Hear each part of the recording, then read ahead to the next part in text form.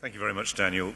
Caroline Glick is our final speaker. She's a senior contributing editor at the Jerusalem Post newspaper. She's director of the Israel Security Project at the David Horowitz Freedom Center, and she's the senior adjunct fellow for Middle Eastern Affairs at the Center for Security Policy.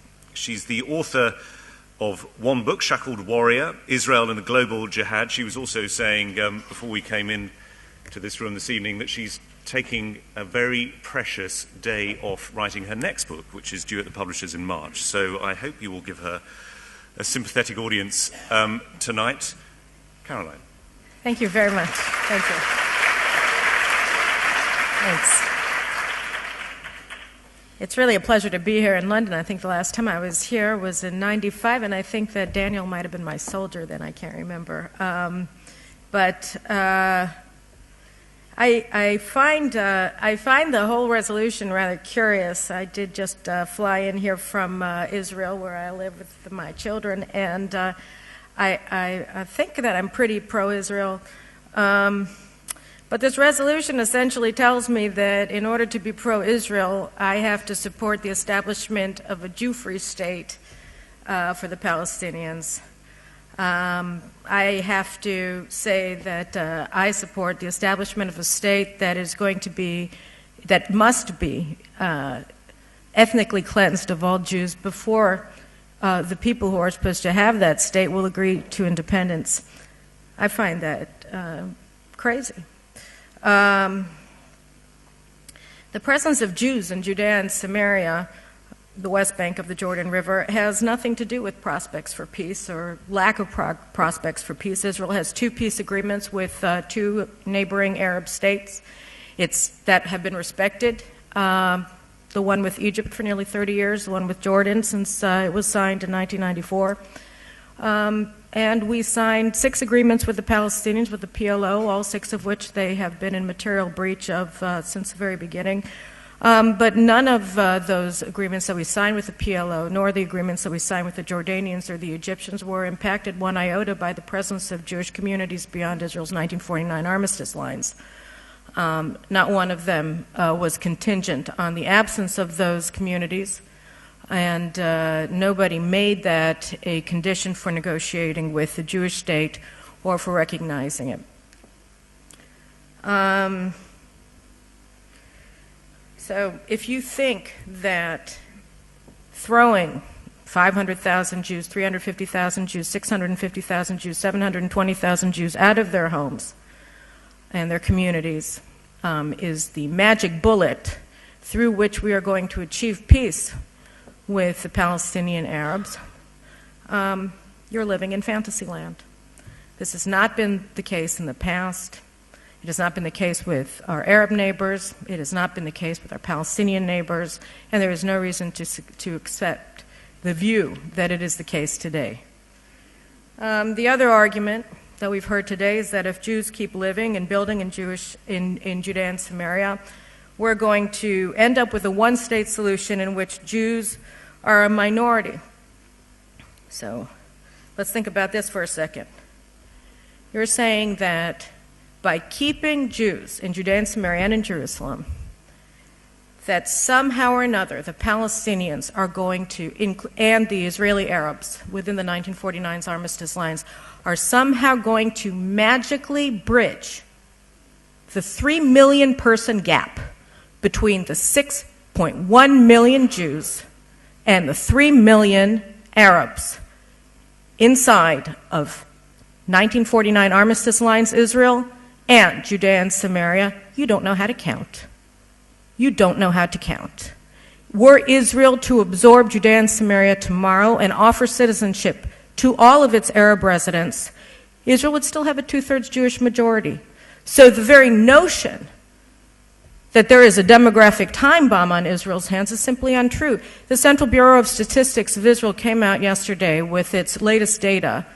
They found that there is convergence between Jewish birth rates and Arab birth rates, and the Jewish birth rates are trending upwards and have been since 1995, and the Arab birth rates are trending downwards and have since 2000. In fact, this is not just among the Palestinians or among the Israeli Arabs. This is throughout the Arab world. There is a collapse in the Muslim world in fertility rates, and there is a massive increase in Jewish fertility rates. Israel has 3 children per woman among Jews, and it has 3.5 children per woman among Muslims inside a pre-1949 armistice lines Israel, and 3.2 children per woman in Judea and Samaria among the Arab population in the area. So that the whole trend of the demographic model is completely the opposite of what all of these experts on Israel's demographic dire circumstances would have us all believe. It's simply a matter of not counting properly. Now, the truth of the matter is none of this is important, because the whole issue of whether or not the settlements in Judea and Samaria are somehow or another going to destroy Israel or not is not about demography, and it's not about peace. It's about civil rights. It's about Jewish civil rights. What they are saying essentially is that Jews should not be allowed to live there just because they're Jews. Now, why should Jews be allowed to live in London, live in Germany, live in San Francisco, but not be allowed to live in Judea? Why? And in Jerusalem? Where does this come from? They want to talk so much about Palestinian rights. Let's talk about Jewish rights for a second. You're saying that you so support a Palestinian state that is going to be inherently bigoted and that Jews aren't allowed to even live there, that they have to all be ethnically cleansed first before these people can even deign to accept sovereignty. What kind of state do you want to establish? What kind of nonsense is this? This is a racket. This is a racket. Jews don't have civil rights. We're not allowed to live wherever we have property rights to build just because we're Jewish? And this is a moral argument? This is a reasonable argument? This is establishing what exactly? A state based upon ethnic purity? This is where we've come to in 2013 in the Western world? Where are the liberal values that are being advanced by this cause of a Jew-free Palestine? Somebody can explain this one to me? Because I don't understand it. I don't understand it. I don't understand. I went to Columbia. I went to Harvard. I just can't get it. And let me just say one more thing about that. I can talk from now. I've heard illegal Palestinian land, all of this. I'm not going to have a discussion here about sovereignty. I talk about that in my book. It's going to be coming out hopefully at the end of the year, Random House. You can all look for it and buy multiple copies. But if we want to, we can talk about Israel's national rights and our legal rights to these areas. They are very strong, and in fact, they're incontrovertible under international law. But we're talking about civil rights. We're talking about civil rights. And it's not simply that it's morally repugnant to tell Jews that we're not allowed to live anywhere we want to and buy property anywhere that will be sold it. It's also true that this is a failed proposition. It's been tried twice, and it's failed twice. The British tried it. You tried it in 1939 and in 1940 with the White Paper and the subsequent acts of Parliament that denied Jews the right to buy land in the vast majority of the Palestinian mandate that the British government was legally bound by the mandate of the League of Nations to allow close Jewish settlement of throughout. You abrogated that right in material breach of the mandate of the League of Nations in 1939 and in 1940, and how did that work out? It was done at the time in May 1939 in order to appease the Palestinian Arabs, who at that point were allied with the Nazis and were conducting a terrorist war not only against the Jews of the Palestine Mandate, but against the British mandatory authorities.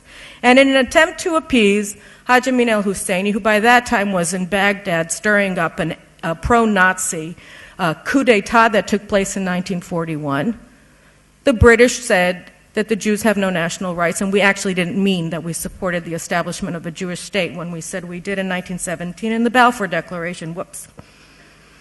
And you know what happened? You know what happened? There was a pro-Nazi coup in Iraq, and Britain, that was pinned down in Libya, had to go and invade Iraq in order to take it down. And then they had to invade Iran, because in Iran you had preachers in the mosque saying, hey, Hitler is the second coming of Muhammad. And that's what they did. And this is what they got for appeasement. They got King Farouk in Egypt supporting the Nazis. They got the Iraqis supporting the Nazis. They got a Nazi party in Syria. It didn't work. And by the way, they did it at the time that what? They abrogated Jewish civil rights in the middle of the Holocaust. Morally repugnant and strategically ridiculous. It didn't work. We tried it again, as Danny said, in 2005, and what did we get? 8,000 Jews thrown out of their homes, 24 communities in Gaza razed to the ground and transferred to the Palestinians. What did we get? We got Hamas in charge. It wasn't just an abrogation of Jewish civil rights. It ended up becoming an abrogation of Palestinian civil rights. Just ask the Christians in Gaza. Just last month, they went to Bethlehem for the Christmas celebrations, and they came to Israel and they said, "Don't make us go home. Can we please have asylum here? Can we? Save us?"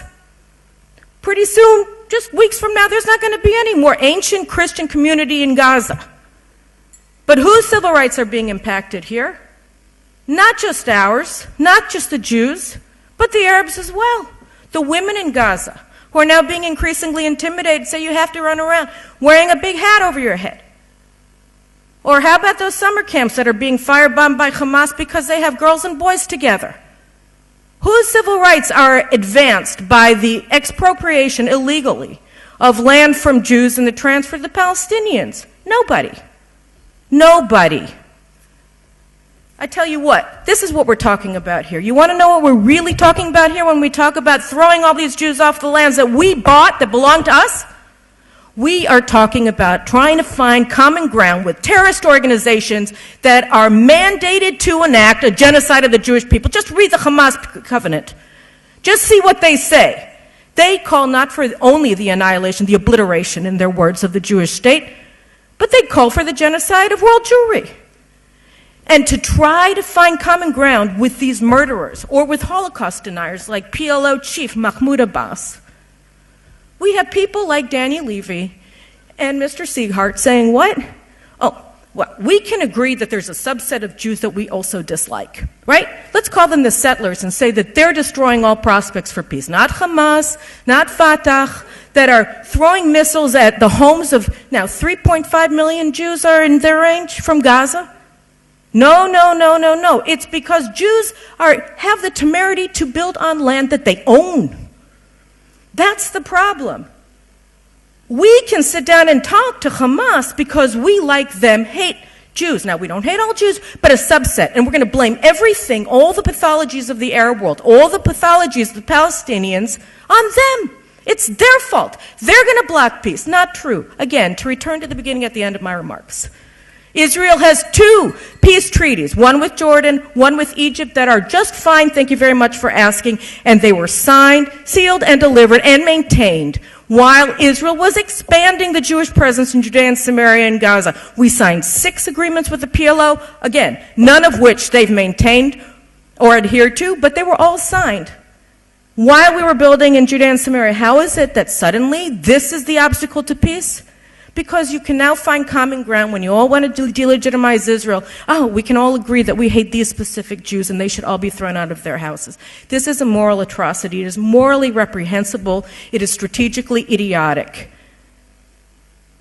And this resolution should be opposed by all of you unanimously. Thank you very much.